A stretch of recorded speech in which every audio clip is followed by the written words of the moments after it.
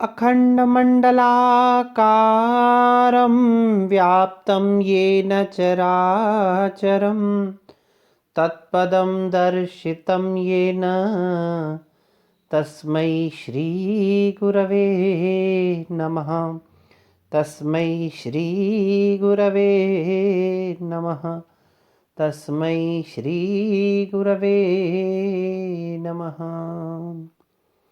प्रिय विद्यार्थियों, पिछली कक्षा में हमने मम्मट विरचित काव्य प्रकाश के द्वितीय उल्लास का अध्ययन किया, जिसमें हमने देखा कि 3 प्रकार के शब्द माने गए हैं, वाचक, लाक्षणिक और व्यंजक, और उन्हीं 3 शब्दों के 3 प्रकार के अर्थ भी माने गए हैं, वाच्य, लक्ष्य और व्यंग्य।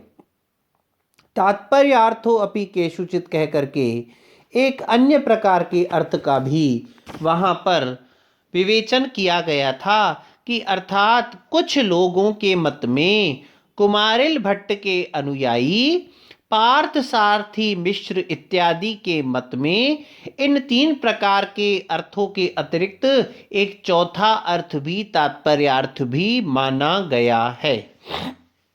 इसी संदर्भ में हमने अभिहितान्वयवाद और अन्विताभिधानवाद वादियों की चर्चा की थी।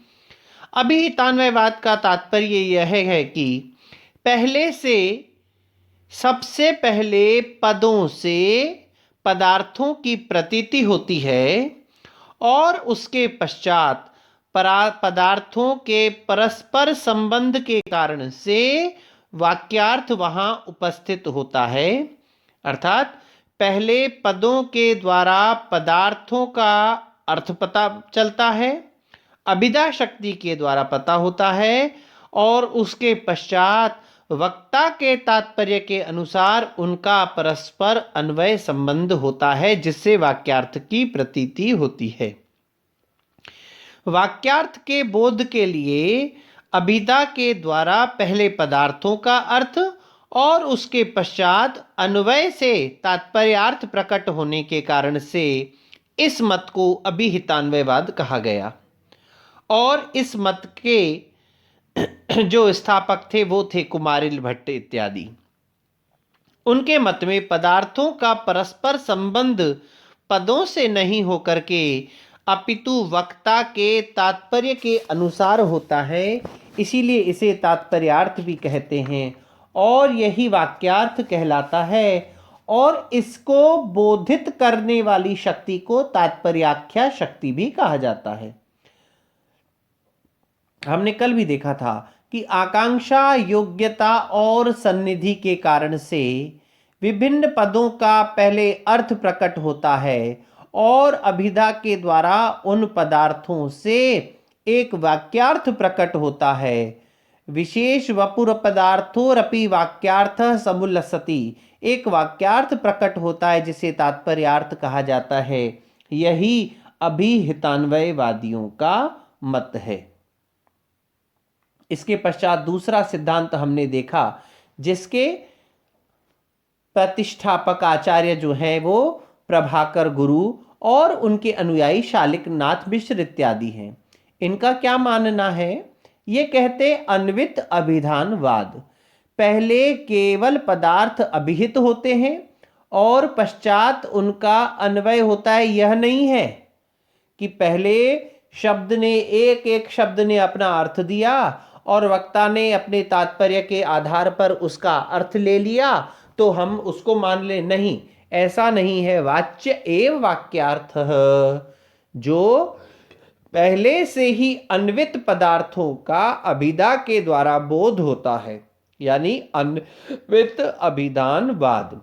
पहले अन्वित अन्वय से युक्त वाच्यार्थ जो है वही अभिधा के द्वारा प्रकट होता है वाक्यार्थ के रूप में, इसीलिए इसे अभिहितान्वयवाद कहा गया। इससे इस मत के मानने वालों को पदार्थों का अन्वय पूर्व में ही सिद्ध है और उनके लिए किसी तात्पर्यार्थ नाम की शक्ति की आवश्यकता नहीं है। दोनों का अपना अपना मत रहा। एक कहते हैं कि पहले एक एक शब्द का अलग अलग अर्थ प्रकट हुआ, उसके पश्चात अभिधा के शब्द शक्ति के कारण से अन्वय हुआ और अन्वय के आधार पर वक्ता ने अपने तात्पर्य के आधार पर उसका अर्थ स्वीकार किया। अब देखो, इस पर मुझे एक उदाहरण याद आ रहा है। एक बार 3 लोग कहीं सुबह के समय जा रहे थे और रास्ते में एक जलेबी की दुकान पर बैठ गए और दूध जलेबी खाने लगे। तो देखा जो दुकानदार था, मिठाई वाला था, उसने अपने हाथ में एक बड़ा सा पत्थर रखा हुआ है। अब जब पत्थर रखा हुआ है तो बड़ा आश्चर्य हुआ उन लोगों को, पर पूछने की हिम्मत किसी ने नहीं जुटाई। वो लोग अपनी दूध और जलेबी खाने लगे। इतने में एक कौवा आया, और जैसे ही कौवा आया और कौवे ने वहां परात में रखी हुई दही पर चोंच मारी, उस मिठाई वाले ने वह पत्थर उठा करके सीधा कौवे पर दे मारा और कौवा वहीं मर गया। उन 3 मित्रों में से एक मित्र कहने लगा, काग दही पर जान गवायो। काग दही पर जान गवायो। काग ने दही पर जान गवा दी। अब पहले एक शब्द का अर्थ लिया काग, फिर दही, फिर जान और फिर गवायो। काग दही पर जान गवायो और एक अर्थ निकाल दिया तात्पर्यार्थ। उन्होंने अपने वक्ता ने अपने हिसाब से अर्थ निकाला कि कौवे ने दही पर जान गंवाई। तभी एक दूसरा मित्र कहता है, ना ना, तुम्हारी बात सही नहीं है।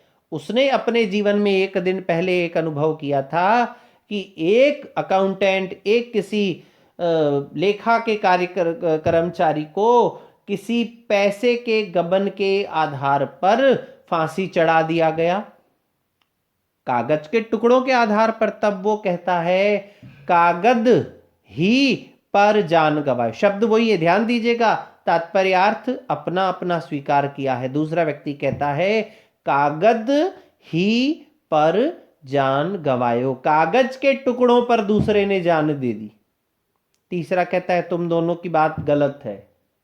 उसने अपना क्या तात्पर्य निकाला? उसने एक दिन पहले देखा कि एक बड़ा सुंदर सा लड़का एक कुरूप लड़की के प्रेम में पड़ा हुआ था, और जैसे ही उसके घर मिलने के लिए उसके वहां उस मार्ग में पहुंचता है और जैसे ही लड़की से मिलता है, उस लड़की के परिजन वहीं पीछे चुप करके खड़े हुए होते हैं। जैसे ही लड़का लड़की से मिलने के लिए आता है, सब लड़की के परिजनों ने मिलकर के उसको बहुत मारा।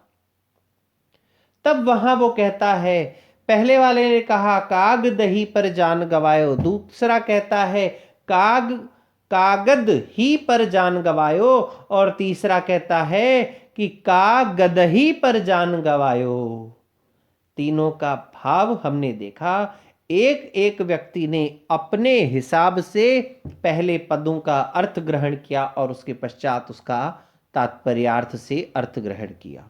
लेकिन अन्विताभिधानवादी क्या मानते हैं कि एक एक अक्षर से, एक एक शब्द से पदार्थों का अन्वय नहीं होता है, अपितु अन्वित पदार्थों से ही, अन्वित वाक्य से ही वाक्यार्थ प्रतीत होता है। अन्वित और अन्वित जो वाक्यार्थ है, वाक्य है, उसी से ही अभिधा के द्वारा वाक्यार्थ का प्रकाशन होता है, वाक्य एवं वाक्यार्थ। अब इस मत के 2 प्रतिष्ठापक आचार्य रहे हैं।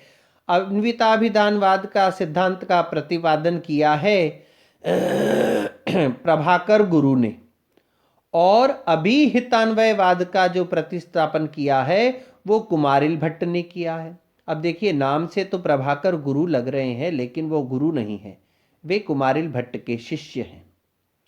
और इस गुरु और शिष्य का बहुत अच्छे अच्छे अपने सिद्धांत हैं, लेकिन प्रभाकर गुरु का अनेक विषयों पर अपने गुरु कुमारिल भट्ट से मतभेद रहा।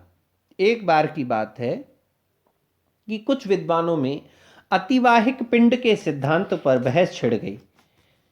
अब ये अतिवाहिक पिंड क्या होता है? उसका तात्पर्य है कि मृत्यु के पश्चात जो पिंड दान किया जाता है उसके संदर्भ में। तो कुमारिल भट्ट एक बात कह रहे थे और प्रभाकर गुरु दूसरी बात कह रहे थे।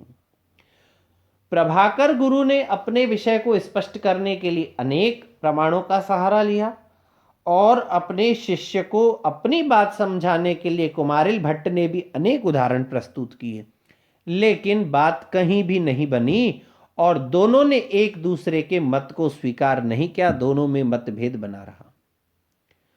बहुत दिनों तक कुमारिल भट्ट अपने इस सिद्धांत को समझाने के लिए अनेक उदाहरणों का सहारा लेते रहे और उन्होंने प्रभाकर गुरु को समझाने की चेष्टा की, लेकिन प्रभाकर गुरु अपने उस बात से टस से मस नहीं हुए। कुमारिल भट्ट ने सोचा कि कोई बात नहीं, समय आने पर इसको समझाया जाएगा। कुछ दिन व्यतीत हुए। अचानक से प्रभाकर गुरु के पास एक समाचार पहुंचा है कि उनके गुरु कुमारिल भट्ट की मृत्यु हो गई है। सहसा किसी को भी विश्वास नहीं हुआ। सब शिष्य एकत्रित हो गए वहां और कुमारिल भट्ट के शरीर का परीक्षण किया गया। देखा कि शरीर बिल्कुल निश्चेष्ट है, उसमें से प्राण निकल चुके हैं। तो आगे की अंतिम संस्कार की कार्यवाही को करना प्रारंभ किया। अब सब लोग कुमारिल भट्ट के पार्थिव शरीर के पास बैठे हुए हैं और प्रभाकर गुरु की तरफ देख रहे हैं कि अब जो मृत्यु के पश्चात किया जाने वाला अतिवाहिक पिंड का कार्य है, उसे इस अतिवाहिक पिंड के कार्य में कुमारिल भट्ट के शिष्य ये प्रभाकर गुरु अपने गुरु के सिद्धांत को मानते हैं या अपने सिद्धांत के हिसाब से इस अतिवाहिक पिंड का कार्य करते हैं। बिना कुछ कहे प्रभाकर गुरु ने अपने गुरु कुमारिल भट्ट के नियम के हिसाब से, सिद्धांत के मान्यता के हिसाब से अतिवाहिक पिंड के कार्य को संपन्न किया। और जैसे ही अतिवाहिक पिंड का कार्य संपन्न हुआ, कुमारिल भट्ट अचानक से अपने उस आसन से जिस पर उनको रखा गया था, शैया से, जिसको शव के लिए जो शैया बनाई गई, उससे उठ खड़े होते हैं जैसे कि नींद से उठे हो। तब पूछा कि भाई क्या हुआ मुझे? तब सबने बताया इस तरीके से गुरुजी आपके प्राण चले गए, या जो भी प्रक्रिया रही सब बताया। और देखो बड़ी अच्छी बात है कि आज आपके शिष्य प्रभाकर गुरु ने भी आपके ही सिद्धांत को माना है, उसी के ही पालन किया है अतिवाहिक पिंड के। तब कुमारिल भट्ट बड़ी व्यंजनापूर्ण मुस्कान में मुस्कुराते हुए प्रभाकर को संबोधित करते हुए कहते हैं, प्रभाकर जितम अस्माभि, प्रभाकर हम जीत गए ना।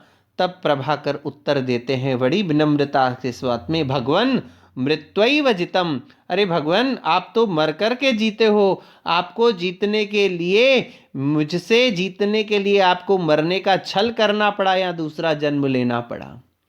इस प्रकार से इन दोनों के बीच में बड़े अच्छे अच्छे उदाहरण हमें देखने को मिलते हैं। एक और उदाहरण मिलता है, उस पर फिर कभी चर्चा करेंगे।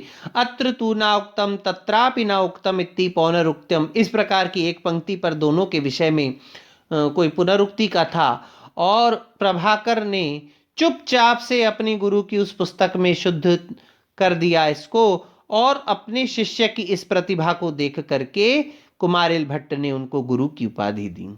तो इस प्रकार से आज हमने देखा कि एक सिद्धांत अभितान्वयवाद का, दूसरा है अन्विताभिधानवाद का। अब इसके पश्चात मम्मट ने अन्विताभिधानवाद, अभितान्वयवाद के पश्चात किस विषय पर चर्चा की है, उस विषय पर चर्चा हम अगली कक्षा में करेंगे। तब तक के लिए ओम शम।